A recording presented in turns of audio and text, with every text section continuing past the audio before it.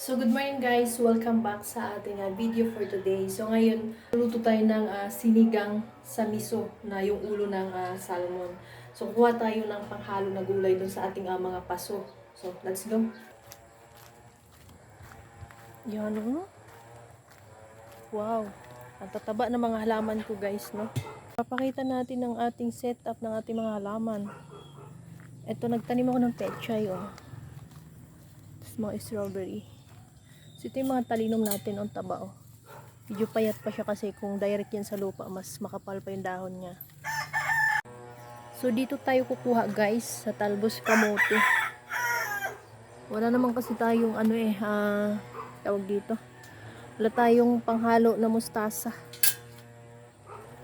Ayan, dito tayo kukuha sa aking kamote na gusto ko palamanin, kaso nga lang, paano lalaman yan? Nandyan sa ay sako.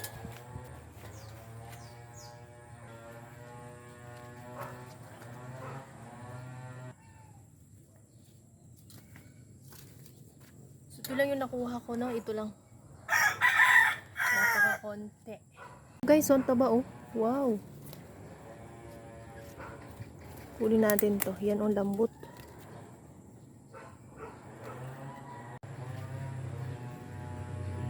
Ay, inubos sa manok guys yung sibuyas natin. So dapat natin to ilipat. Itaas natin kasi inuubos ng manok. Ito yung aking orange oh. Malalaki na yung orange ko. Ayan, pantanim yan sa probinsya. Ito yung aking mulberry.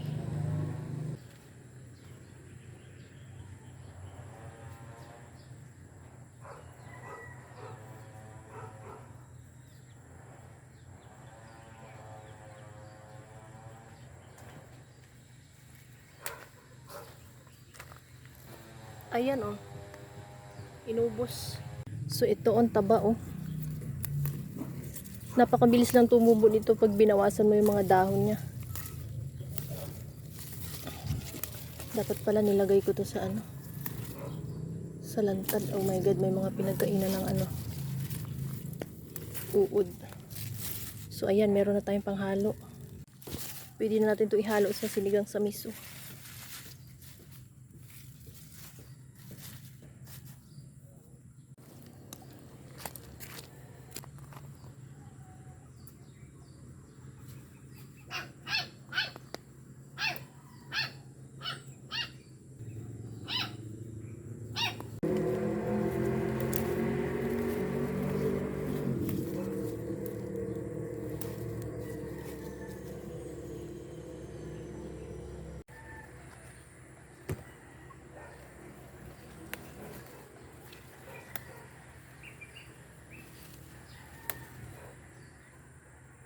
Ayun oh, may alugbati oh. Yung tanim ko. May talong. Ayan oh, may talong. Yung talong namin ni Mahal.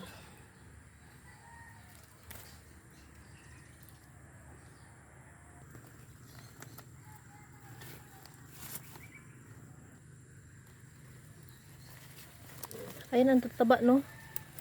Mga talbusan. Yung pula namin na tinanim dito hindi pa lumago.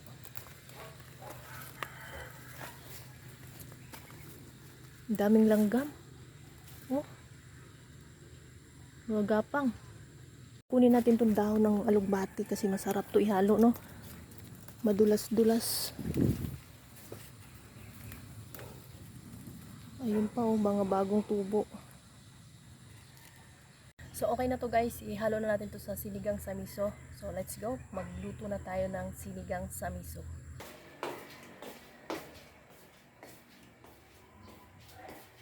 So hugasan na natin dahil marami itong langgam no. Lalaki ng mga langgam doon sa garden guys. Grabe yung langgam doon, nangangagat talaga siya.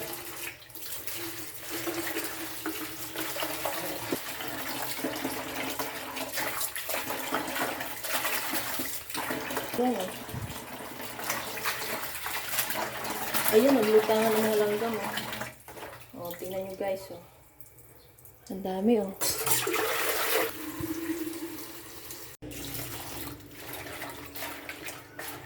Napakasariwa na nito mga ka-farm. Grabe. Kaysa sa bumili kami dati sa palengke. Sobrang kunat niya. Hindi na siya fresh. Pero dito pag sarili mong tanim, isang pakulo mo lang malambot na, 'di ba? Mga ka-farm, oh. Yung mga alubate kong puti, hindi pa siya masyadong malago. Nabansot yata guys sa kalipat-lipat, no? Ayun, talinom natin, no? Green na, yellow green. May mga kain ng yung insekto. Ito namang mga green na talbos kamote guys, hindi yan sa amin, hindi namin tanim yan. Dati yan dun. Ayan. So, nagtanim kami dyan ng pula. Yung pula, natalo ng puti, green. So, kaya mas green yung lumago. So, ngayon guys, mag-start na tayo mag-gisa ng sibuyas at bawang. So, wala tayong panghalo ng kamatis kasi sobrang mahal ang kamatis ngayon. Hindi ko afford. So, dito tayo magluluto sa malaking kaserola.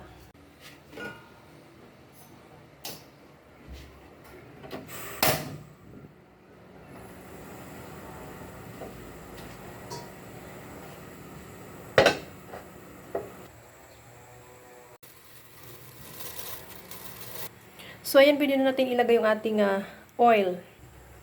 May pito. Ang ginagawa ito lahat. At hinigpitan.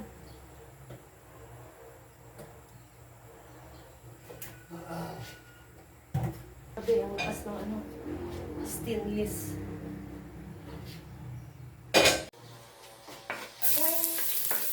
Ang bilis ng init ng apoy sa stainless casserole. So, ito yung ating pritong isda, yung ulo ng salmon. Mas masarap ito guys, isinigang sa miso. Yan.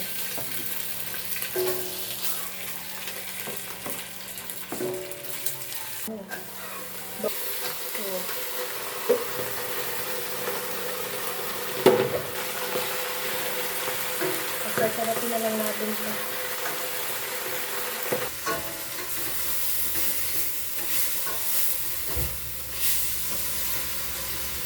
Hindi na natin ilagay yung tubig kasi na siya, malata na yung talbos.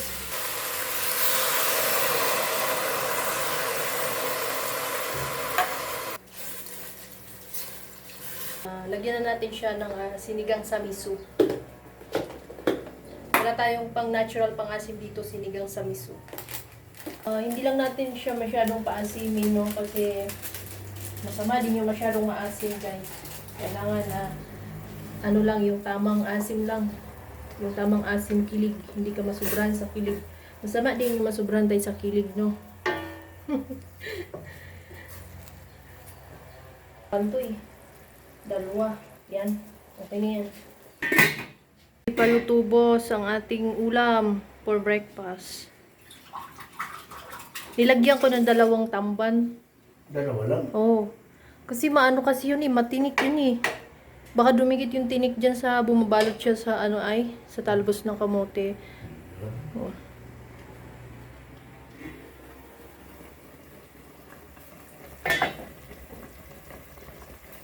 Nagutom na talaga si Mahal kaya gusto niya tikman. Lagyan pa natin asin. Tikman mo muna kung anong lasa konti.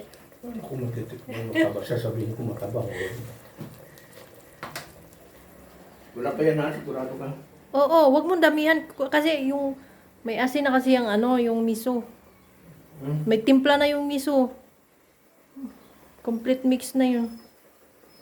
So, ganyan siya guys. Pag nagluluto ako, titikim yan sa mga niluluto ko. Pag hindi niya nagustuhan, dadagdagan niya ng asin. Siyempre, panlasa niya masusunod. Ako, pag nagtimpla ako, ang panlasa ko ay hindi maalat, hindi matabang, yung katamtaman lang talaga. Maaga pa lang iwas sa maalat, no? Unti-unti lang muna ang tikim kasi hindi mo pa sure ang lasa. Yan na, ikaw na mag-judge sa lasa niyan, ha? Ay, gutom na talaga siya, guys.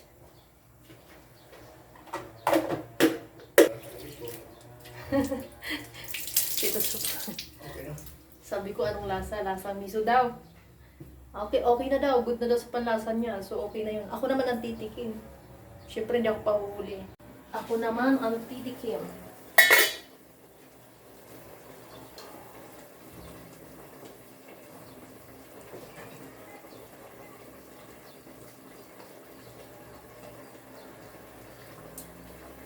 Ay, sakto guys. Grabe, panalo.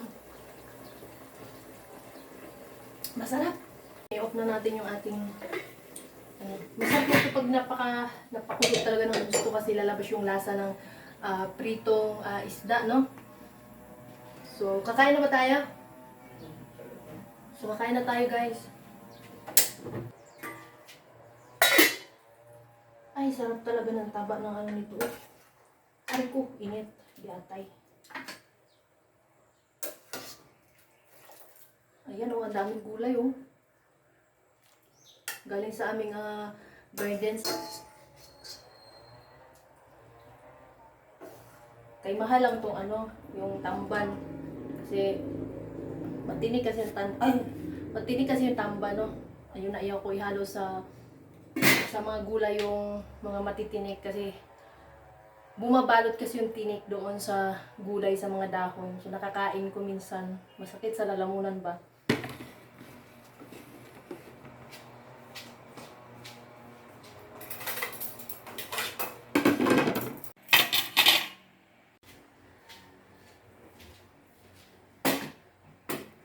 Ang kalat naman.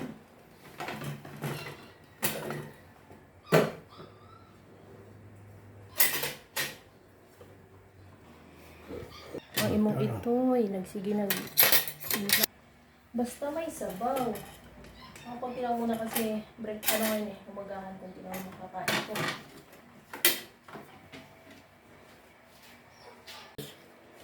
Yan sa gilid, may nabuo.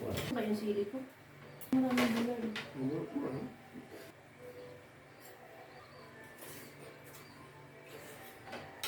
Ano? Sarap. Matumit lang.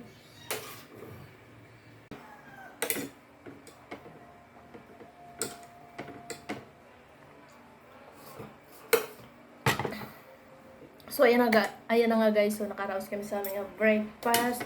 Sinigang sa miso. So, thank you so much sa inyong panonood guys. And don't forget to subscribe our YouTube channel. Bye-bye!